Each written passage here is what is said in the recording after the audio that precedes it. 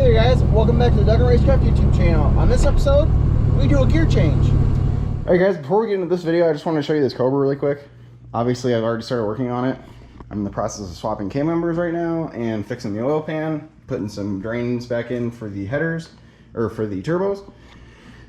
This is a really nice car. I got a video coming up on this one probably in the next couple days. I just got to finish some small stuff up before I can actually finish that video up.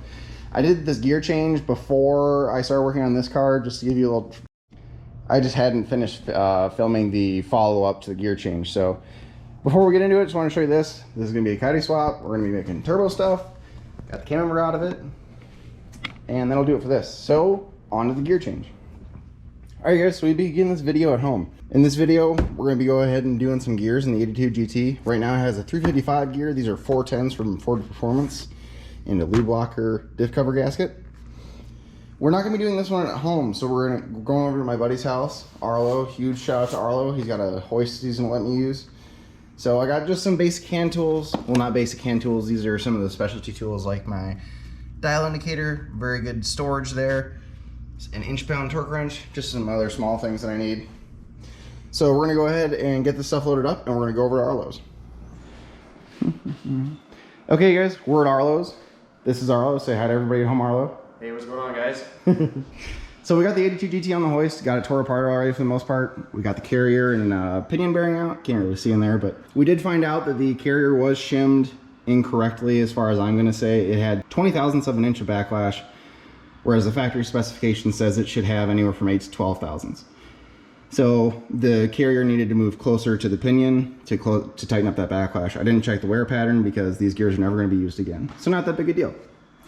We're also going to go ahead and put axle seals in because both seals were bad. And then we also put a pinion seal in, which you can't really see. Then we got the new pinion. So this is a 355 and this here is a 410. You can see the difference in size. That is what we'd call mechanical advantage. So the 410 will give you a little bit more acceleration, but more than likely we'll end up we'll lose a little bit of mile an hour in the quarter mile, which isn't a big deal, probably a mile an hour or two. So anyways, let's get these put in, we'll go from there. Okay guys, so we got the gears installed. As you can see, we got a pretty solid wear pattern there. The carrier ended up having to get shimmed about 20 thousandths over to the passenger side to correct the backlash error we were having. Initially it had about 20 to 25 thousandths of backlash when I first took this apart. Now we got it down to 10 to 12. So cut it in half. The tolerance for the factory is 8 to 12. So we're within that range. One important thing that I should have noted before I put this all back together was the use of the right pinion bearing. So Ford uses, for some reason, 2 different pinion bearings. So if you go to replace the bearing and you don't want to replace the race, you need to make sure you get the right type. There's the Timken type and the Koyo type. The angle on the bearings is just different, so that's something you need to watch out for. That'll greatly throw off your pinion depth. So we got that wrapped up. So that came out pretty good. I'm pretty happy with that wear pattern. It's a little concentrated towards the outside, but that's an acceptable pattern as far as Ford's concerned. We got the rest of the brakes put back together and everything on here. Got the rotors, calipers, everything back on. While we were here, I decided that we'd take the transmission out because it was leaking pretty bad. So we took the exhaust off and took the transmission out. Might take the bell housing off too because it was leaking pretty bad. Turns out I had the input shaft seal in backwards, so that's kind of a bummer, but luckily I caught it. Took the T5 all apart and resealed it and put it all back together. So let's get this in the car and we'll take it from there. Alright guys, so it's been a couple days since the last part of the video you would have seen. I just want to put some miles on these gears before I was too hard on them. Again, just really easy braking miles, nothing too serious. Just a reminder what we did do. We went from a 355 gear to a 410 gear. The 410 gear, mainly I wanted a shorter first gear. I'm not going to be doing a ton of racing with this car, but the 410s just drive a lot nicer with a 20-inch tall tire. A 355 would be better suited for like a 26-inch tall tire like this car had on it when I first started.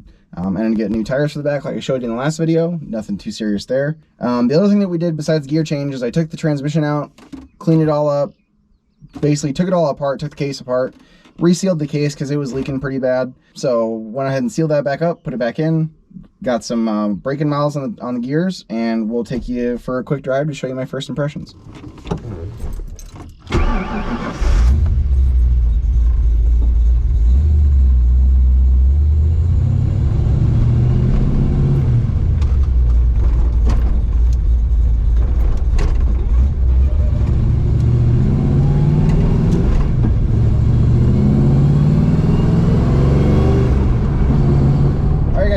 nice thing about these gears that is working out a lot better than the last gears is that I can actually cruise around at a lower RPM. So right now I'm in 4th, going about 30 miles an hour down just a normal residential road in Dubuque. I'm turning about 1,500 RPMs, and before the car would buck super hard against the gears because the backlash was so loose. So that's the best thing about these gears now, is not only just the gear numerical ratio, but it's also the backlash is a lot tighter this time around. So they're a lot nicer to drive, better than they were last time. So another part of that problem was with the lunking of the gears was this camshaft just isn't really designed for low RPM cruising, which is why they suggest you should have at least a 373 for this camshaft. But all things considered, I mean, it's night and day difference from what it was before. One thing I will say, the main reason I went to a 410 besides the car bucking at cruising speeds, with the 355, from a dig with these tires hook really well, especially on the street. So the 355 would make it just bog really hard out of the hole, and you couldn't do more than 1 or 2 dig hits without it basically starting to burn up the clutch. So the 410s make that first gear shorter, so it's a lot easier on the clutch, doesn't make it work as hard. I'll show you that really quick. Just a nice 3,000 RPM stall.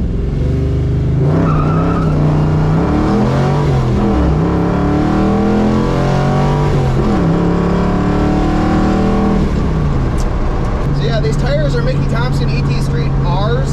They're kind of a bias ply radial type deal. Obviously you can't have a bias ply and a radial tire, but it's a radial tire kind of with the construction of a bias ply from what I understand.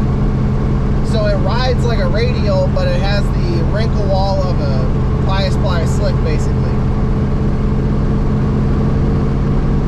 And before you say anything, Mike, I wasn't going over the speed limit. So we got a lot done in this video. I'm pretty happy with what we got going so far. It's just chipping away at the car, trying to refine it to get it to the point where I want it to be. It just takes small steps and we'll get there eventually. So I think that's going to wrap it up for this video, guys. Make sure if you did like this video, you go ahead and hit the thumbs up, subscribe. The next thing we're going to work on is that Cobra, which you would have seen at the beginning of the episode. So like I said, that's going to do it for this one, you guys. Y'all take care now.